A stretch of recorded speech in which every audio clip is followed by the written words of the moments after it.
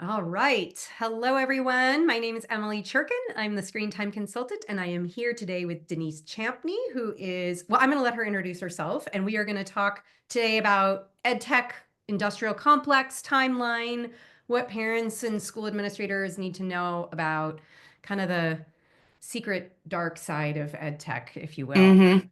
So All go right. ahead and introduce yourself, Denise. All right. Hi, Emily. Thanks for having me. Well, I am a speech language pathologist, and I've been working in the public schools for about 25 years. And I also have my own private practice. So I service students outside of after school hours and young adults, working primarily on like social thinking skills and social skills. So that has been my background. I've been in the schools for a long time, working with all ages. So I Yes. see it all. Yes, and you've probably seen a lot of changes over time as well too, I would imagine. Oh, most definitely. Yeah. Yeah.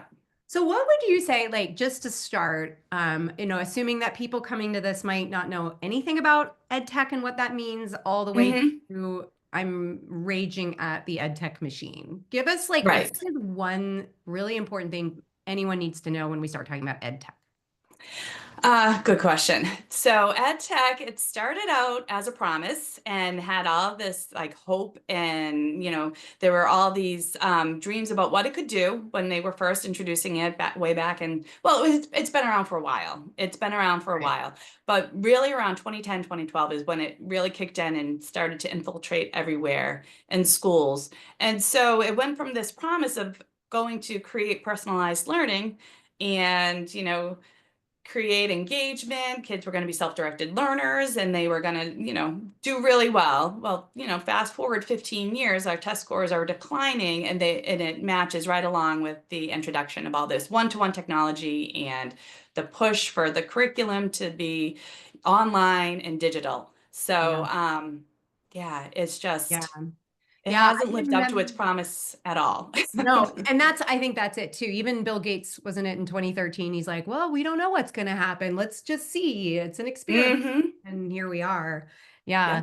I remember I was in the classroom from 2003 to 2015. And I remember Hmm. all of our professional development was like personalized learning, differentiated Mm. instruction. But at the Yeah. time, early versions of that were about me as a teacher, strategy Right. for me to help work with students who were different ability levels, different needs. And it makes sense. And I think, Hmm. correct me if I'm wrong, but it seems like that is yet another phrase that's been co-opted by the tech industry. They seized on this idea of, oh, we can Yep. help, quote unquote, with this. But Right. the irony is it's like a standardized approach to differentiating instruction for kids who aren't standardized. Well, that, and then they're using these computer adaptive programs. So teachers are relying on those computer adaptive programs to determine where kids are. And yet, when a kid is in front of a screen, they're not necessarily performing the way they might in front of another person or with Right. a paper-based task. So it's supposedly differentiated and personalized, yet is it really? And Right. what is it Right. really Because we're telling letting us? the computer program decide what it means Hmm. to serve Right. that child's needs based on how they perform on the computer version of assessment. Right. Oh man. So Ugh. what would you say, like I know that we have people who are going to watch us who are like, well, our district is saying that differentiated instruction's good, personalized learning is Mhm. good. Why would we want to resist this? How would you? How would I respond? It is good. Those things are all Right. really good if they're Right. done by people and humans Exactly. and not necessarily done with the computer. Um, so a lot of the programs that are pushing these like the tech companies that are pushing these programs, like the research behind it is really weak. And Mhm. so I like when I was digging in, when I was kind of figuring out this tech stuff, like what's going on, where is it coming from? And I started to dig into the research that the programs use, and the studies. Of course, you have to go find and you have to go really searching to get the actual study. And when you go through and you read it, you're like, they came out with this. They're selling their product and saying it does this, but yet they're not mentioning all the limitations and Right. really it's so isolated in an Mm. isolated moment in time. And it just, I don't think it truly captures what kids are doing or need to learn. Right. So cherry picking the findings that validate their marketing Mhm. claims, essentially. Yes, exactly. And, guess where the funding comes from? Right, right. Yeah. Not only is the research not independently funded, they're still even within that cherry picking the findings. Right. So that's a problem for sure. Hmm. Okay. Give us a little bit of like Denise made this incredible thing called the Educational Technology Industrial Complex Timeline, which I'm very proud to say I print out and carry with me when I go places because it's fascinating. It starts in the 70s and goes up till Hmm. present day. And I mean, I could happily spend hours going through this entire thing, but for the purposes of a short video, Yeah. what would you say, like, if you can kind of give us the arc of this, like where EdTech kind of came from, what's the narrative been? Like, how would you sort of encapsulate that for people? So sure. So around 2010 is when Common Core standards came in. And so I don't know if many people know, but the funding behind that, a lot of that came from the Bill and Melinda Gates Foundation. So he provided a lot of that funding to create those Common Core standards, which opened up the doors for technology. And so soon after, a few years later, they started to create their one-to-one initiative. Chromebooks were created. Before that, technology was in the classroom, but it was used as a tool, not as to teach. So it was it had a supportive role, Right. where it seems like now it does way more. And so when you look through that, you can see the timeline of when EdTech began to be used more in the classroom, and then test scores started to decline, and then the profits of EdTech continued to rise. And during that time, people were publishing studies like, hey, paper-based is better. Mm, Doing math with a pencil and a paper is better. But there's so much tech funding behind all of the reports yeah. that are used to push the products. And it's just, Yeah. when you look and you see it, you're like, wow, we sold a story like Yeah. that Podcast series, podcast. which Yeah. was, I listened to that. So, Yeah. what was one of the like more jaw dropping moments in your research about this, like as you Yeah. were? So as I was doing it, I didn't start out with the intention of creating a timeline, but I was looking at the research, and for me, it just helped. I created a document, so I did just to keep things so I could see when things started and what was happening around then. And then I also created another document called Follow the Money, so I could keep track of the big contributors to the tech, Uh, So I right. used two of those documents. But one of the big aha moments when I started was I stumbled upon Ed Reports, which is responsible for determining high quality curriculum material. And as I was going through their website and looking into what they did, I found, the funding again was started by Bill Gates. So Right. that moment there kind of went, oh, let's see. And Right. Right. um, that was a big one for Right. me. Right. And right. Again, it's great to recommend your own Right. product. It's like, Right, right. And that was around 2015 when he was really trying to. So the curriculum developers too around that time were like, hey, we don't need these big textbooks anymore. Now we can just use the computers. They saw this. And so also along that time, you can see curriculum developers start to right. acquire these gaming platforms. So I have in the timeline, McGraw-Hill is just, they Yeah. had it all on their website. You can go to their website and it has their timeline history because they're proud of all the gaming companies and everything else that they were purchasing during that Wow. time frame Right. to use to create their Oh products. my gosh. I have so many questions and stuff. Let's talk also about testing, like that Hmm. connection between ed tech and state testing. Because, I definitely have a lot of parents who are like, well, I don't, opting out, or how do I refuse? Hmm. This is I don't want my kid doing this. I don't want a Chromebook. But Hmm. the school or the district's telling me, but we need the devices for testing, which is Right. to me a non-starter of an argument. Right. But talk about that a little bit. Why is that? Yeah. Yeah. Oh, so I completely remember. So it was in 2016, because I remember my own kids at the time were doing statewide testing, and I Yep. was like, yeah, I don't want them doing it on the computer. We were switching from paper-based to the computer. And I have a quote in my timeline because it stuck out to me because I lived through it. Our commissioner at the time, when he was going over the results, the kids who took the test on paper scored 17 points higher than kids who took it on the computer. And the quote is, one could argue that online are too low, but also argue paper is too high. So it What? didn't even make sense. It's like, what? So the paper scores were too high. That doesn't, Like, that's a good thing. not that kids do better with paper and pencil, so we should stick with that. But yeah, we need to do more tech. So basically around that time, they started to really push those programs because they wanted kids to be able to do the math on the computer. Because I remember that time, I so remember kids being like, how do I use a ruler? Like Yeah. they're trying, and they're like, because they Yeah. couldn't manipulate it, but Right. yet also doing Yeah. math on a computer is really hard. Yeah. So, Right. And what a backwards way to do this. Like, because I right. remember my son was a kindergartner in 2016.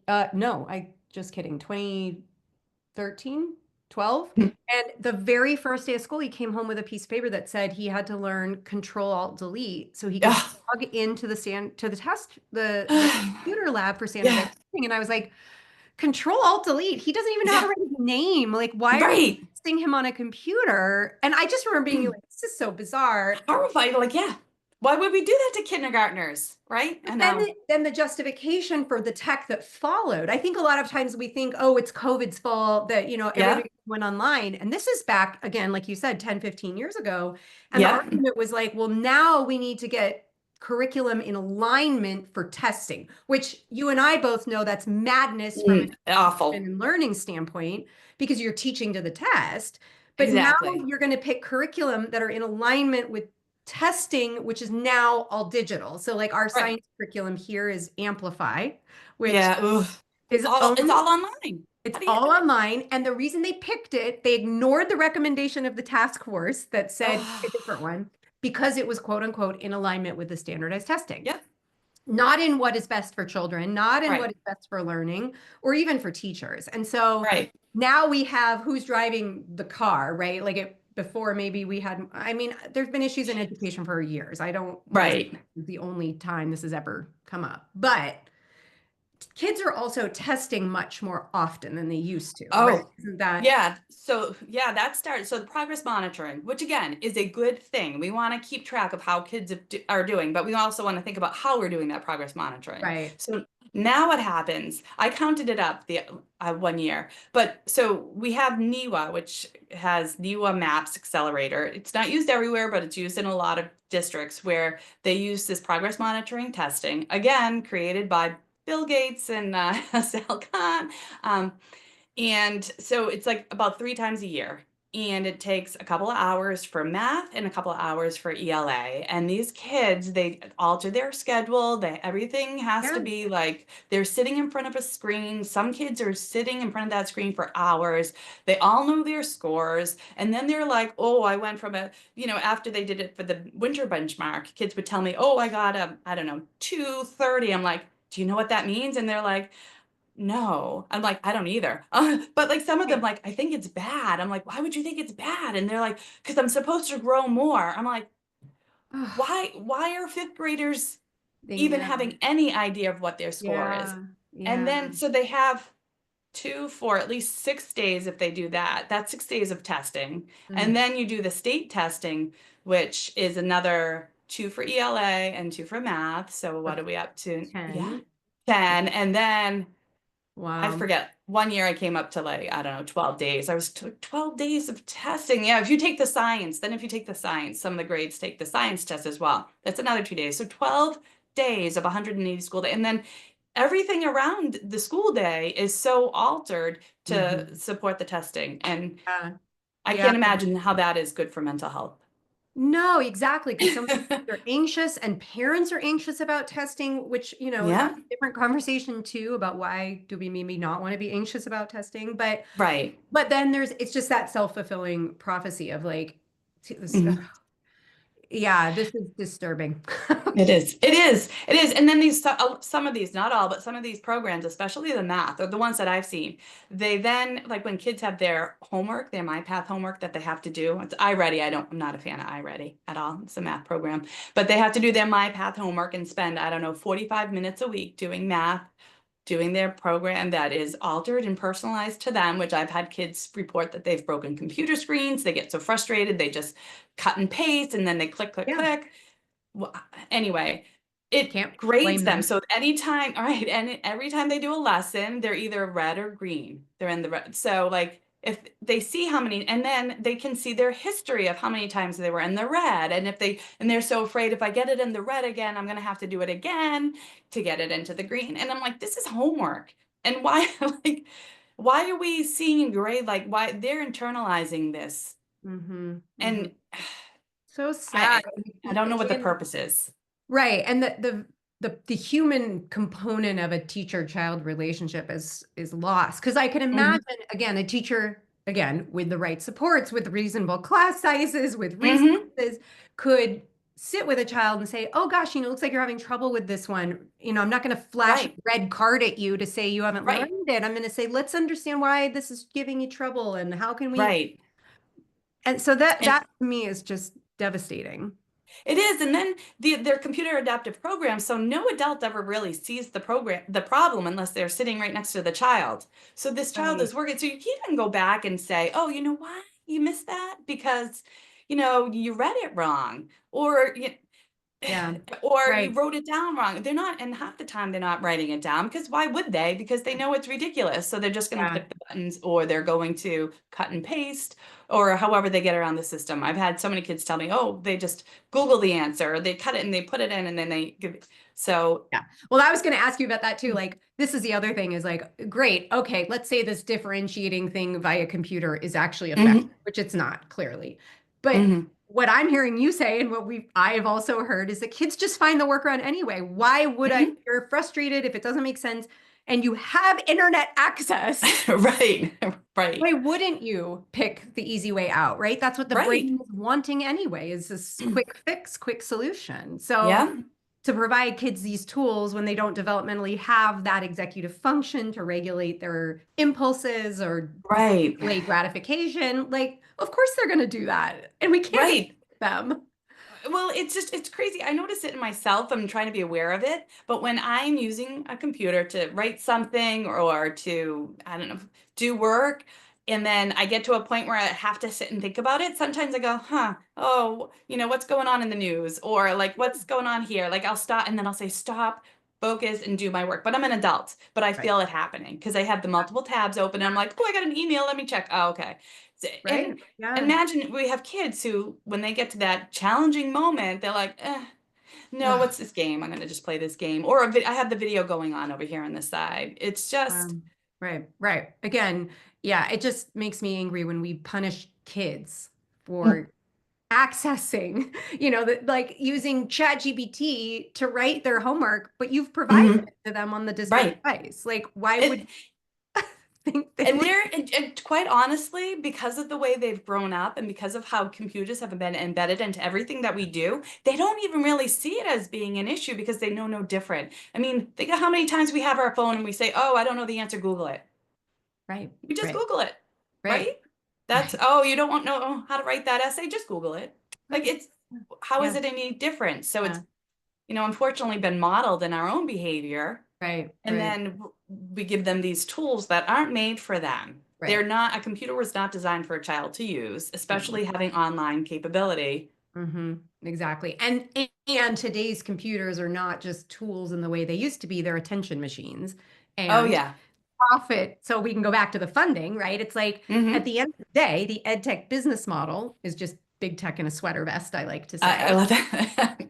But also, like, they both depend on users' time on device, period. Hmm. In order to Yeah. make money, you need your person using your product to spend as much Right. time on it as possible, which includes 6-year-olds. So, Yep.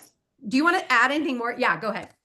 Oh no, and I was just gonna say like the dopamine hits that they actually I've heard people who are in the tech industry talk about how they want to find that great spot for that dopamine hit. They don't want to give them too much, but they want to find the right spot to keep them engaged. And I'm like, why are we thinking of learning math as keeping kids engaged by dopamine hits? That Yeah. just doesn't seem No, it seems artificially healthy. induced. Yeah, Yeah, right. yeah. And no, then where is the intrinsic part come from? And why is it important that we have intrinsically motivated Right. experiences in our lives, right? Yeah, I get in a lot of LinkedIn fights about Mhm. AI and ed tech because of this, but Um, Yeah. I would love for maybe if any admins or happen to listen to this, like what do you think is important for administrators to know about ed tech or just things for them to consider? You know, I feel like so much is put on them as well because this is being pushed down from the states usually, and they're looking to ed reports for high quality curriculum material. So it's starting way above them. But if they could create in their schools, if they could recognize, okay, maybe we do have to use this curriculum, but how about we don't use Google Classroom? Do we need to use Google Classroom? How about we don't use Google Docs all the time? How about we use more paper? We get more books and we do more of the other stuff and traditional methods because Mhm. I know they need to use it right now. They need to use it. That's the design of it. Like the Mhm. testing is all tied into their performance and their ratings and the data that they need from using these programs until hopefully someday that can change. But if they could really instill a community of like, we're going to use this tech intentionally, right? Be more Right. Yeah. tech intentional Yeah. and really, talk with the teachers because it's hard. What happens is we give these kids these devices, especially if they're like in fifth grade, if they're 10, they think they own them. They carry them from class to class to class. They don't need to do that. Like Mhm.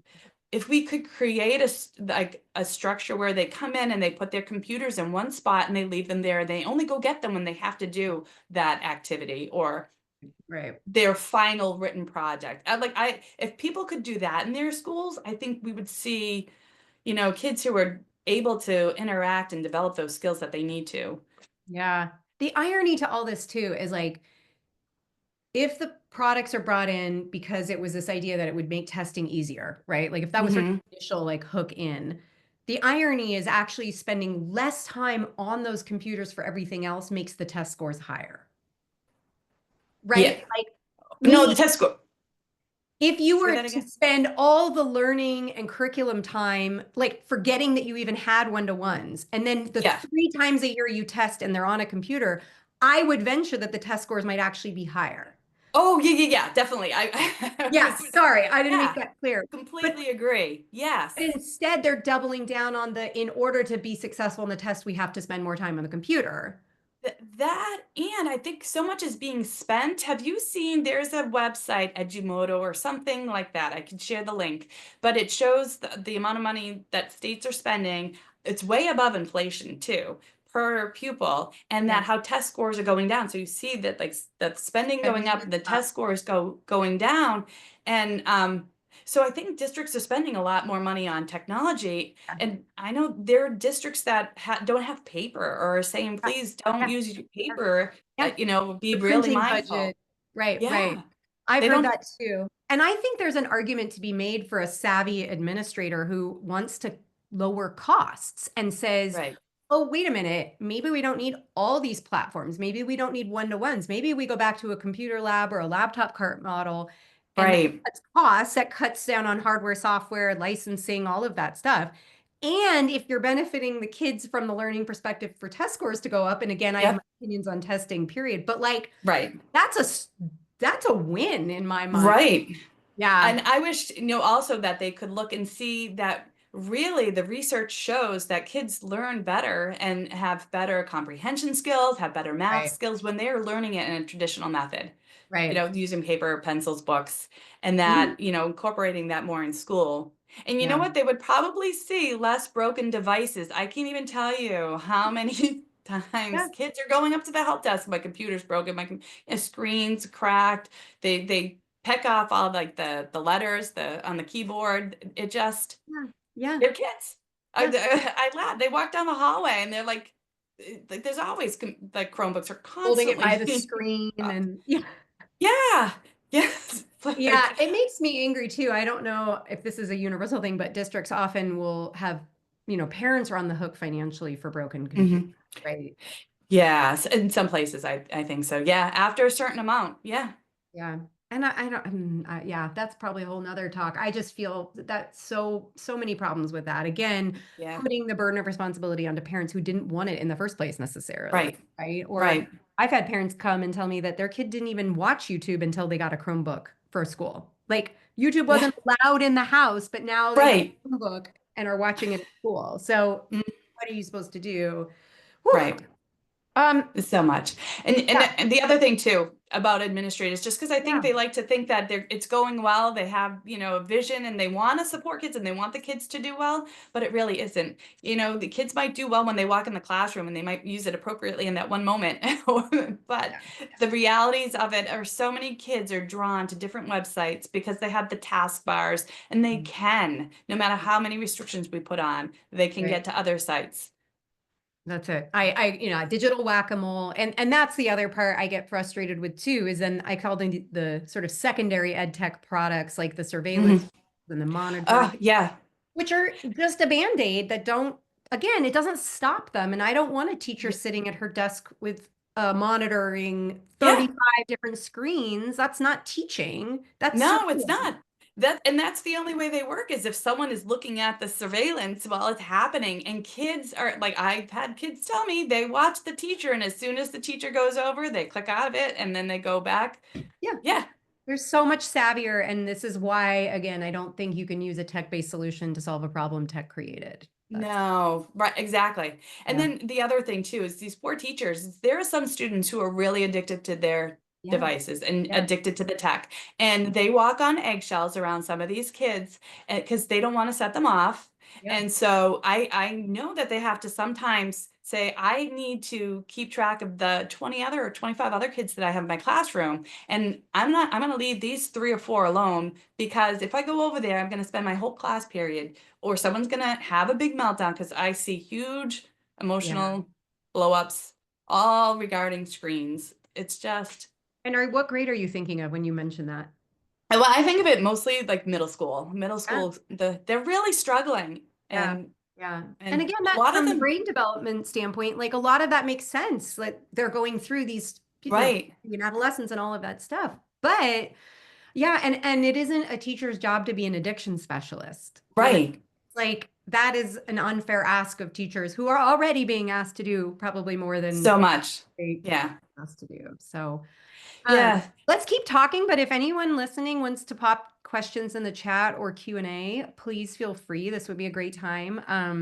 I feel like, again, Denise and I could talk for hours, We but could, yeah.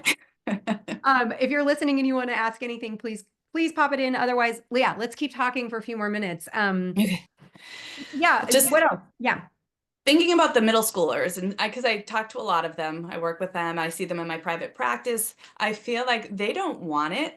A lot of them report they don't want it. They feel bad. They know that they can't keep it, it draws their attention in. Because I'll talk to them about it. I'll let the and I tell them, these things are designed to keep you yeah, using, and that it's okay. I get it. Like a lot of yeah, adults have a hard time.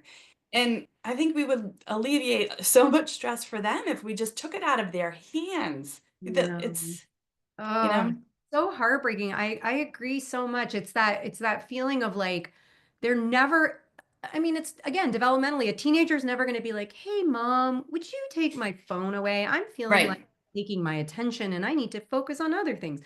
They are going to yell and scream at us and we're the worst parents in the world, but what they might really need is us to take the To phone take or it not away. give them the iPad in school or whatever it is. And I Yeah. sometimes I wonder where the adults are. Like, what are we doing? I know. Well, I think that often as I walk around and see things, and I think we're adults. We have agency. We really do. We can't forget that. And I think we have a whole lot of collective wisdom that if we just bring it together, Yeah, research is great. That's one of the things. Like research is great, but it only captures it doesn't capture the nuance of right. everything that this device does in front of a child. I Like agree.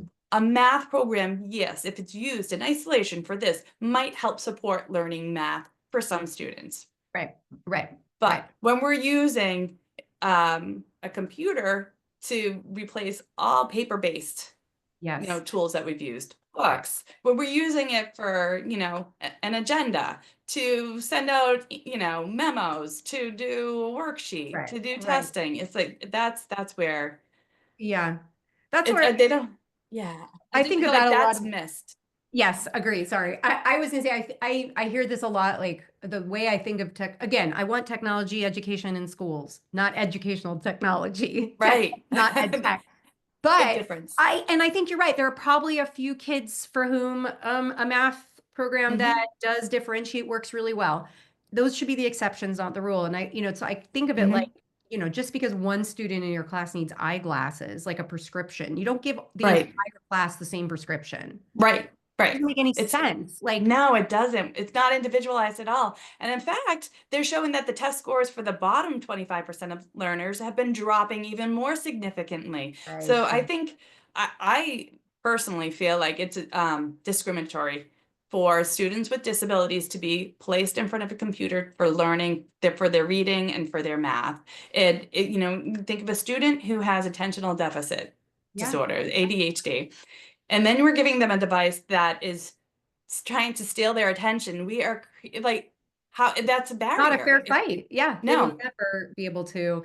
And then when you think about that self-fulfilling narrative too, of like, well, I can't do it. I can't resist. Hmm. Bad. Not a good student. This is something wrong with me. Hmm. Yeah, I think you are preaching to the choir Yeah, here. I know. Well, I'm gonna is there anything else you want to conclude with or tip for uh, parents to think about this? Parents just, ask questions, um, you know, talk, reach out to the administrators, see how you can change things. And, with AI on the horizon, it's like they're taking the word technology. There's the National Educational Technology Plan from 2010. If you go back and look that up, if you just replace technology with AI, it is the same plan.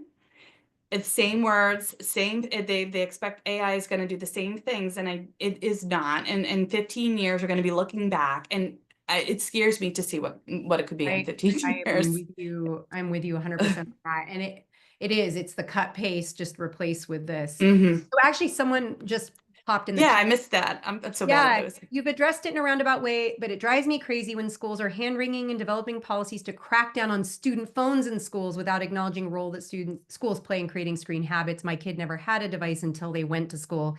Amen. Hmm. Yeah, I always say Yes. phones in schools, get rid of them. That's great. That's part one because now they're all Right. doing it on their school computers. But what else would you add anything? Yeah, I know. We've gotten rid of the phones, but now we have the screens. So they're using the screens on their devices, their one-to-one devices, to do some of the things that the phones were doing. And if they're using a MacBook, I figured this out, not because I've done it, but I had actually I had a college student who was doing an internship, and she was just doing some research, and I asked her a question. She's like, "Oh, let me ask my friend," and she types it in. I was like, "Oh, you email?" She's like, "Oh no, I'm texting her." I'm like, "Oh, you can do that through your." I'm like, "You Yeah, can do it through your it was MacBook." cool. Yeah, So if you're yeah, in a school that has MacBooks and you have high school students and they have a phone policy, they're just doing it through their exactly. laptop. But they're finding ways around it. A lot of them are now emailing or creating Google Docs. Google Docs. They share a Google Doc, and then everyone goes on there and they're distracted by whatever is going on in the Google Doc. Right, So right. yeah, it's very frustrating. Yeah, and it's one thing to crack down on phones, and I hear this from administrators too, that it's like sometimes this is about administrators and teachers being angry at parents, which to be fair, parents Hmm. have a lot of work to do. I'm not letting parents Hmm. cook, but at the same time, if you're giving out Chromebooks and iPads, like, I mean, come on, you can't say one Right. and not the other. And so Right. I think helping administrators and teachers start to kind of recognize the irony of saying no to one and yes to the other. And we didn't even talk about, but like teacher use of devices at school. Oh yeah. Pet peeve. Yeah, Yeah, that's a hard one. it is. It is. Because teachers are struggling, your adults are struggling with their phone use as Yeah. well. And yeah, I've set up for a couple of years now. So students, they come into my office to work with me. I have a table that's designed because I was finding, like, we weren't using our computers, but I was finding what kids were doing were sitting at a round table. If their computer was near them, they would just open it up and be like, "Oh wait, no, I just want to show you something. Oh wait, I want." And I'd be like, "Why are you opening your Chromebook? I don't need to see that." So Yeah, everything is away. Just put it away. It doesn't need to be around. I shove it in my drawer. So when my students are with me, they're not not on seeing your me. So I'm screen. trying to model for them what I want. to Yeah. see them do. And Yeah, and it's you get that hard. tricky thing too, where some parent or teachers don't want to police it, and I understand that, right? Again, the importance of a school-wide policy, bell to bell. Hmm. But if you don't have universal support among your staff, then you also get teachers who are the favorite ones because they're like, Right. you can have your phones out. Like they Yeah. right, not be Yeah. fun. Yeah. Yeah. Oh my gosh. So Well, we've covered a lot in a short period of time. Do you have a website? I do. Would you I like have to? so I have a website.